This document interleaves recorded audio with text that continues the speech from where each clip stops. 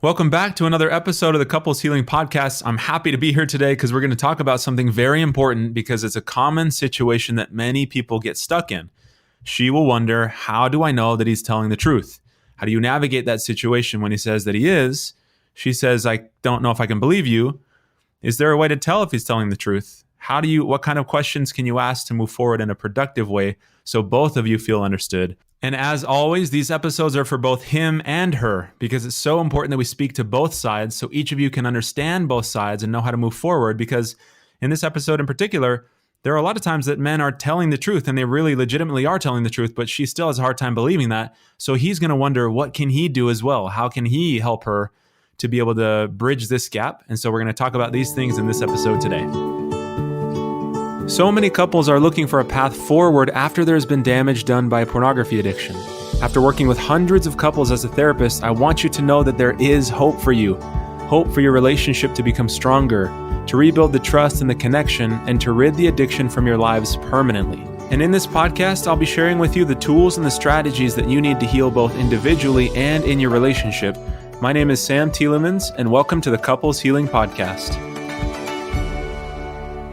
Okay, today, again, we're going to talk all about what do you do in these situations when she says, what if I don't believe what he's saying? I was working with a client just recently, and this is what inspired this episode. She's like, what if I don't believe what he's saying? What if I'm having a hard time taking in the fact that he's saying that it's true, he's telling me the truth, or he really is working on things this time? How do I navigate this? And I think this is a situation that so many women and men both get stuck in because a lot of the guys that I work with, as they're doing their work and they're really committed to the process, they tell their wife, honey, I'm telling you the truth. XYZ happened or XYZ didn't happen, or whatever situation they're trying to discuss, they're saying, I'm telling you the truth. But the wife can have a hard time believing that sometimes, and I totally understand why. And I hope that as we talk about in this episode today, both people can come to a greater understanding of what to do in these moments, because so often there's a stalemate. And it's, yes, I'm telling the truth. No, you're not. Yes, I am. Well, how can I believe you? I've heard this before.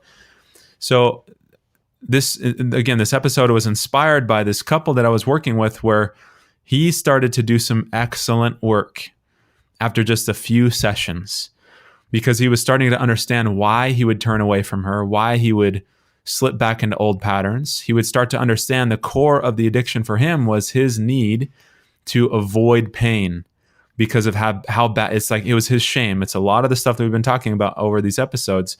His shame of not being a good person, his shame of hurting his wife, the pain that he's caused her leads him to shut down, put a wall up, and avoid.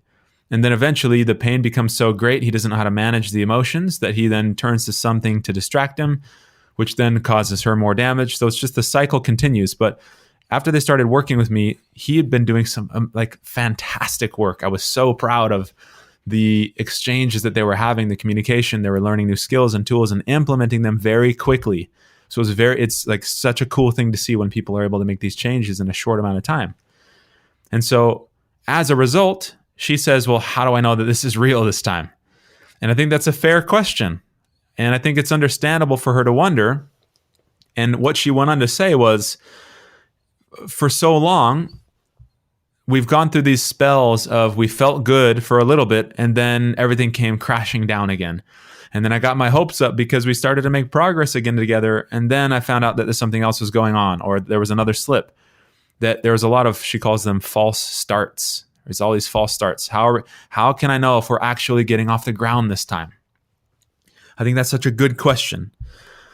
And so number one, what I would say to her, and as he listens, this is important that he understands this as well.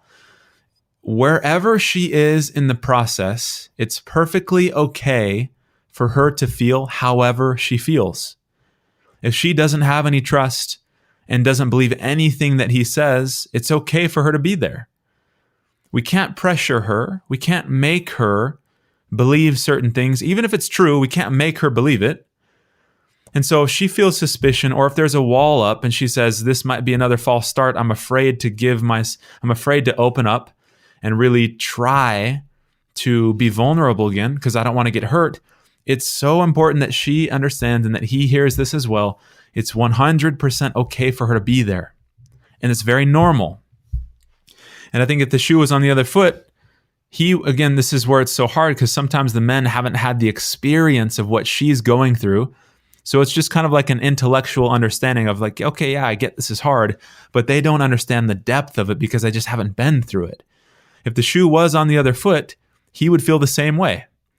And so I think having a degree of compassion and understanding that it's such a risk for her to bring her wall down and try to put herself out there and be open and be vulnerable and start to trust again, and then find out that either something was happening or she truly does open up and lets him in and gives it another shot, and then an old pattern shows up, they get derailed, and then she gets hurt again. It's a very scary place for her to be. So I think number one, speaking to her, it's important that you know it's absolutely okay for you to be wherever you are in the process. There's nothing wrong. There's no wrong. All we do is start wherever we are. The thing that I want to say to him is that I want to encourage you to try to see this from her angle, from her perspective of if she opens up and she gets hurt, it's very difficult to do the same thing again. It's like, okay, I'm going to put my hand on a stove. Is it on? Is it not on? I'm going to put my hand on the stove and then I get burned again. So she says, I'm not going near that again. And then eventually it's like, okay, I'm going to give this another shot. She puts her hand out there, it gets burned again. I hope that you can understand and start to see that this is a scary thing for her, because opening up and risking to let you in, it truly is, it's a risk, because there is a possibility, there's a potential of getting hurt. And in any relationship, addiction or not, in any relationship, there's a potential to get hurt. That's why it's like, it's this double-edged sword. Marriages and relationships are a double-edged sword. Number one, on one side, it can be the greatest, most amazing experience for us as human beings to fully be loved and accepted and seen and to feel like we matter. That's one of the most transcendent experiences that we can have as people, because that speaks to how we are made and wired, is for connection. So when we get that, it's like oxygen to our soul. The other side of that sword is, as a result of how much these relationships mean, then the possibility for completely being devastated and crushed is also there, because the other person has so much influence and power to affect us. And that's not, again, like sometimes we talk about things, I hear this word of codependence being thrown around. I think that just comes from a misunderstanding of what that word is. Just as a quick sidebar, because again, people think like, well, maybe I shouldn't rely on my partner. Maybe I should be more independent. I think that's just a faulty way of seeing how we're made as people. Again, with so much research, attachment theory, if anybody wants more information on that, it's what we're talking about in terms of how important connection is to somebody else. And we've had decades of research to demonstrate the validity of the fact that we are made as human beings, we're social creatures. So you can't just say, okay, I'm going to live on this island and be independent emotionally. I don't need anybody else. The reason why women feel betrayal is because we rely on and we lean on our partner. And so when we find out that there's something that was not true, or there's something that they're doing that's causing pain, that's the reason why we feel pain, is because there's that sense of betrayal because of the bonds that we create in significant relationships. So sometimes when people say codependency, I just think that's it's a flawed way of looking at it, because really the person who developed and coined that term, codependent, it was never supposed to be in this context. So there was, I think it was back in the 70s, Melody Pia, she talks about this idea of codependence, and the reason why she developed that term was because in Alcoholics Anonymous, you were considered like a co-alcoholic. This was way back when, right? You've got the alcoholic and then the co-alcoholic, which had just basically made it a problem for the wife. If, okay, oh, you must be tolerating this. You must be a part of this problem. Therefore, you're going to get this label of co-alcoholic. And that's such an absurd thing. And they've shied away from that, which is good, because it's caused so much damage for people to think about things in those terms. And the codependent label was used originally to describe the spouse of person who is dependent on drugs, a drug addict, a drug dependent. Therefore, you're a codependent. And then it morphed into this thing of like making it a problem for us to lean on our partner, making it a problem for us to want connection and to be hurt when we don't have it. So I think it's just been so misconstrued. So I wanted to do a quick little sidebar because it's so important that we do have these connections, right? This is the whole basis of the path to healing in a relationship. Okay, so going back to this thread that we're talking about, it's important that he knows that this idea of her being able to open up and trust is scary because it can cause so much pain. So I think having some compassion and understanding about that is important. Now, the other thing that I would say is one of the things that makes that compassion and understanding difficult is how they are perceiving this situation. I've worked with so many men where they are doing the best that they can, and she still doesn't believe what he's saying. So for him, he gets frustrated. He feels discouraged. He feels demotivated because he says, nothing that I'm doing is enough. This must mean that I'm not doing a good enough job, or else she would feel differently. This is the area that I want to be so clear about, to challenge, and I want you to understand this, husbands, as you're listening, men, as you're listening. Regardless of how much good work you're doing, the pace will be what it is. So it doesn't, if she's still feeling mistrustful or distrustful, and she doesn't immediately open up and the wall doesn't come down, that doesn't mean you're not doing the right things. That doesn't mean you're not doing a good job. Again, it's important that you hear that. There is a delay between your efforts and the influence or impact that they have on her. So you could be doing everything, quote unquote, right. You could be doing everything that she might need in order to start rebuilding trust. But please understand that there is a delay between your efforts and the result that you're going to see. Another way to look at this is there's this book called Atomic Habits. It's fascinating, excellent book. He says that one of the reasons why people stop implementing habits, or one of the reasons why new healthy habits don't take right away, and many people give them up, is because of what we're talking about right now. There is a delay. And the analogy that he uses was, imagine having an ice cube and you put it on a table. Let's say you're in one of those big commercial sized, like if you go to the grocery store, these massive freezers. Let's say you're in a freezer, you put an ice cube on a table, and the temperature in the freezer is 26 degrees. If you bump that up to 27 degrees, nothing is going to happen. If you bump it up to 28, 29, all the way to 31 degrees, nothing will happen. Yet there are changes being made. The temperature is increasing, it's rising, but you're not seeing the effect of it until you cross the threshold into 32 and beyond. The same thing is true when it comes to rebuilding trust. It's okay that there's a delay. It's okay for her to feel how she is, feel however she feels. Please know that that's not an indication necessarily. And in most cases, if you're doing the work, that's not an indication of the fact that it's not working. It is not an indication of the fact that you're not doing a good enough job, right? I hope that you can understand and hear that. So it's okay for her to feel how she does, and there will be a delay. But as you do the work, as you bump it up from 26, 27, 28 degrees, you will notice a difference. Now, sometimes the women will feel like, well, how do I know when I can start to really let my wall down? I can see he's doing good work. I can see that he's trying. I'm understanding more about addiction. I get more about him specifically and why he turns to it. I'm getting that all these things affect how he interacts, and I can see the changes that he's making. So how can I know when I can bring my wall down? Or another question they'll ask is, how do I know if he's actually telling me the truth? And I think sometimes people wonder that legitimately, and I get that. I think that's a good question, is how can I know if he's telling the truth? The truth, the reality, is that you can't. In so many instances, you can't know verifiably that he's telling the truth. That's one of the things that can make this difficult if you're looking for those types of evidence or facts or things that you can confirm, is that you can't. And you might say, well, if I looked at, so this is, again, I'll share this with clients that I work with. Sometimes people will say, like husbands will say, the men will say, I'm telling the truth. I did not talk to so-and-so.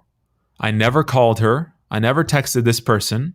or whatever, let's just say texted or web search or whatever the details might be. He says, I did not do that. And she says, well, how? I can't believe you. And he says, well, let's pull up the phone records. I have nothing to hide. It doesn't matter. Like, let's go look. And then she looks at the phone records, and sure enough, there was no phone call made. And he says, see, like, I'm telling you, this is me demonstrating to you. I'm trying to prove to you I didn't call this person. And instead of her saying, okay, you know what? I don't see it on the phone records. Yeah, you must be right. Okay, I believe you now. What tends to happen more than that is she says, you've just gotten better at hiding it. You contacted her on another phone. How do I know you don't have another phone? How do I know you didn't meet up with her? How do I know that, right? And you fill in the blank with any other concern or objection that she might have. And I get, understandably, that she'll have these objections because she's been hurt in the past. So our minds are wired for safety and protection. Our minds are not wired to make us happy. Happiness is our job. The mind is wired to scan for threats and scan for danger. So when she goes to that place of, yeah, it's not on the records, but that's just her mind doing what it's meant to do.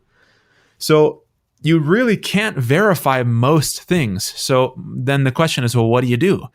The strongest predictor of whether or not things are good or if things are different is simply, how do you feel? And I know that some of you, when you hear that, you might think like, okay, well, that sounds ridiculous because sometimes I don't even know how I feel. Sometimes I can't trust my feelings.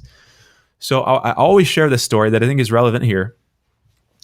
Worked with a couple where they were doing excellent work and she still had reservations, understandably so. Again, this is normal.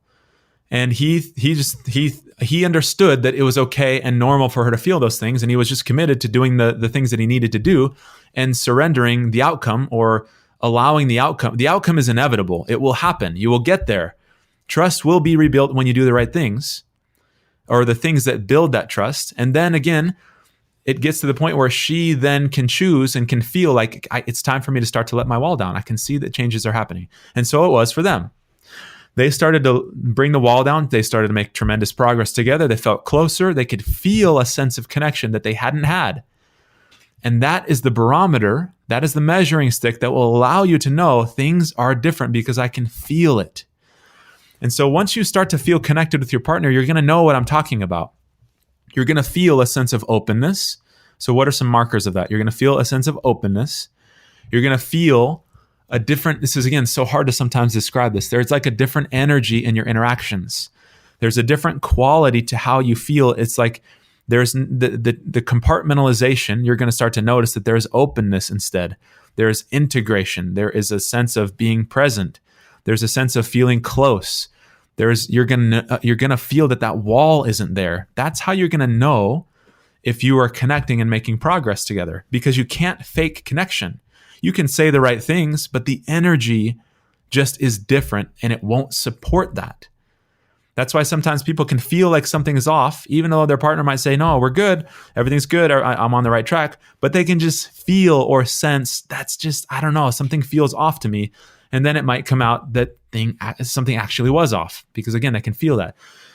And so with this particular couple, there was the situation was such that he had an affair with somebody at work. And for the same reason, it was a distraction. He didn't know how to cope with his pain. Not an excuse, but she started to understand this. They each started to understand the reason why, and he took the steps. Again, the reason why it's important to understand why it happens is so you can take steps to solve the core of the problem. We want to understand it so we can resolve it so it doesn't keep happening. So they started to understand it, and he took the steps to resolve the pain. He started to open up to her. He started to let her in on an emotional level and talk about his fears and inadequacies and concerns and just let her in more fully. And by virtue of doing that, the connection that he got resolved the core of the pain that he was in. So again, there was no temptation or need for him to turn to anybody else or anything else to distract him from the pain, because he was getting that resolved within his relationship, which is the whole premise of what we're talking about in the podcast. We are building the relationship to be able to use it as a resource for not only our own because it creates such a level of fulfillment because of how we're wired, but on an individual level, we grow as people. And so their situation was such where after that affair took place, they set up these boundaries because they worked together.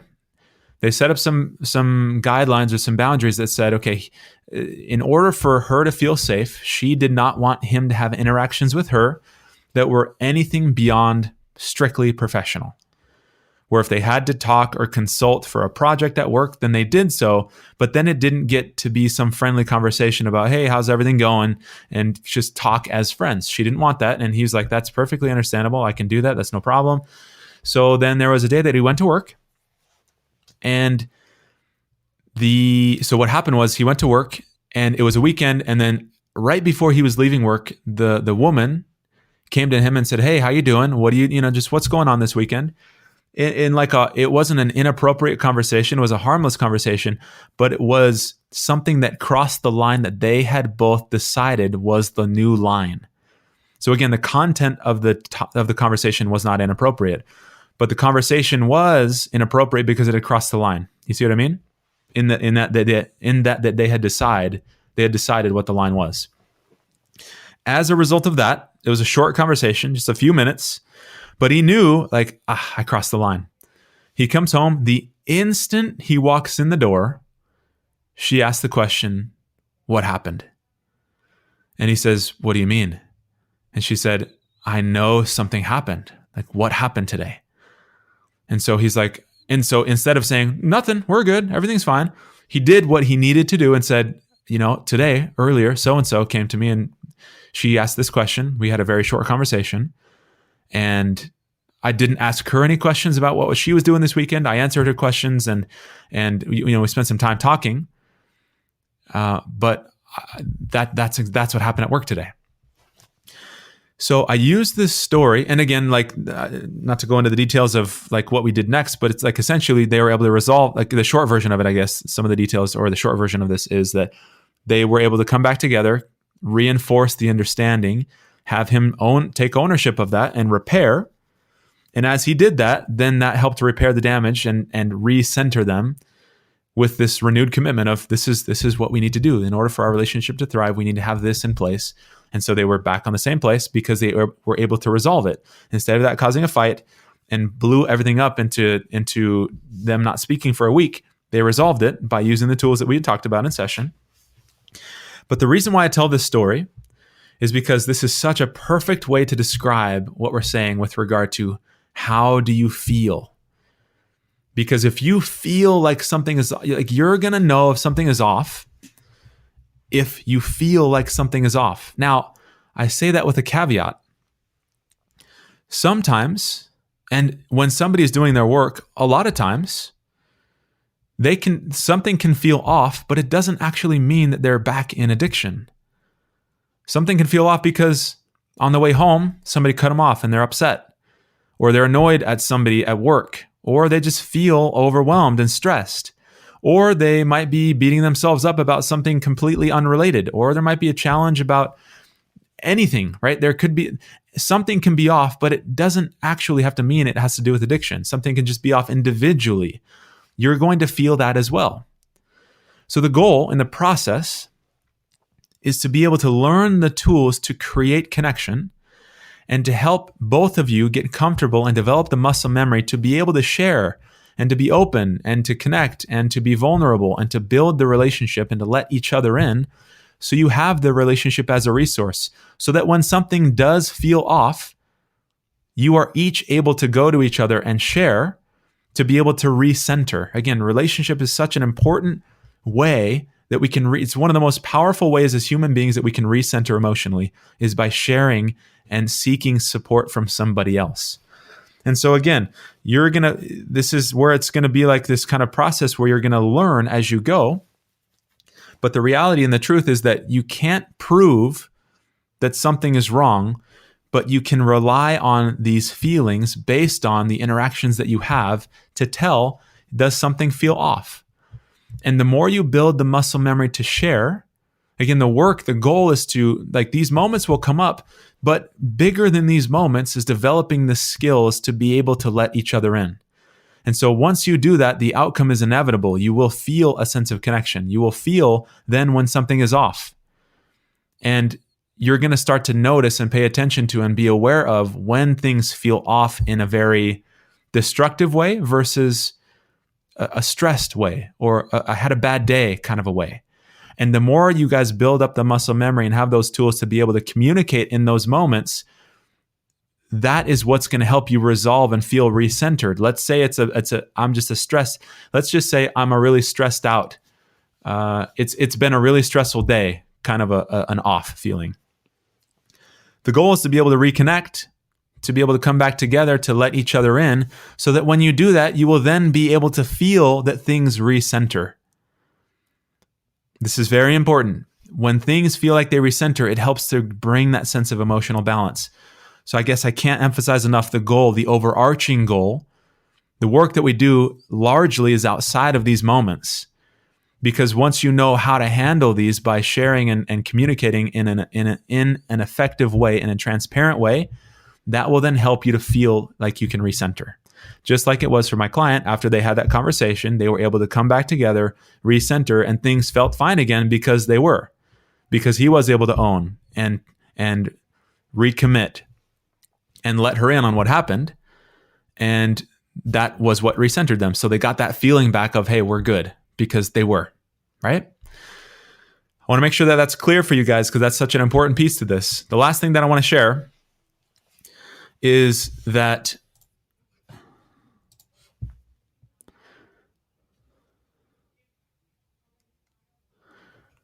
and so what I want to encourage you all to do is focus on building the relationship outside of these moments, so that when these moments do arise, you'll know what to do. And focusing on learning how to connect, focusing on how to repair any damage that happens, being able to get on the same page and resolving issues between you two will create that sense of connection, so that when something happens, when things feel off, you're going to be able to feel that and know that you can either talk about it or know that things actually are off and they need to be resolved. So I hope that this episode has made sense and that it helps you to know this is how you can navigate those moments. And there's nothing else that'll give you a greater return than being able to build this sense of connection and knowing how to repair and really come back together, because that will be your measuring stick for how do we feel? Are we okay? Can I let my wall down? Can I start to trust? You will be able to feel that. And slowly, it's brick by brick. It's not a light switch. Brick by brick, you're able to safely let the wall down in proportion to the work that he's doing and the feeling that it creates as you guys connect. The last note that I'll share. Sometimes people focus mostly, when I say do the work, people, before they kind of, before I have a chance to explain this, like sometimes I'll work with people after they've been doing this work for 3 years, 4 years, 5 years, 10 years. They've been working for so long. They've been trying for so long. So often what I find is that the thing that most people are missing is this emotional piece. It's the connection piece. They might be doing very good individual work. They might be going to, doing the things that are beneficial for them individually, which is good. We need those things. But there can still be a lot of suspicion and a lack of trust, because trust is built based on connection. And we need to have the individual healthy behaviors and habits in place. We need to be working on those, yes. And the thing that's going to really cement that together is when you guys can come together and let each other in. That's when you're going to feel a sense of connection more than anything else. So once you do that, once the individual things are in place and you're starting to turn to each other and he's starting to open up more and be more vulnerable, that's going to create a feeling of safety where she can start to bring that wall down brick by brick. The wall is up in proportion to how safe she feels. I want to say that again. The wall is up in proportion to how safe she feels. And so if she doesn't feel safe at all, the wall is going to be up all the way. But through his efforts, through his ability to start to let her in, that's going to create the sense of safety so she can bring the wall down safely and can feel like it's okay to take another step forward. So I hope this has been helpful. I would encourage you guys to be focusing on that this week, paying attention to ways that you can build the relationship, start to let each other in so he can start to let her in, which then in turn can create the safety for her to let him in, which will then help you guys come closer together and resolve any of these moments that come up, because you're going to have a new sense of, you're going to have a new feeling to be able to fall back on to measure how are we doing? Okay, again, I hope that this was helpful. If so, I would love it if you wouldn't mind sending me some feedback. You can rate this, review it on the podcast. It helps other people to find it. And if you have any other questions or things that you'd like me to cover in episodes, you can shoot me an email at support@healingcouples.org. Again, super happy to have you guys with me, and I hope that this is helpful for this week, that you can focus on and start to know how you can navigate these difficult moments. All right, we'll talk to you guys next week. Wait, before you go, I'm offering free access for my podcast listeners to a course I created. So make sure you go to coupleshealing.org so you can get some tools to start the healing process individually and in your relationship. Or if you want even more support and you'd like to work with me directly, you can contact me with the info that's on that website as well.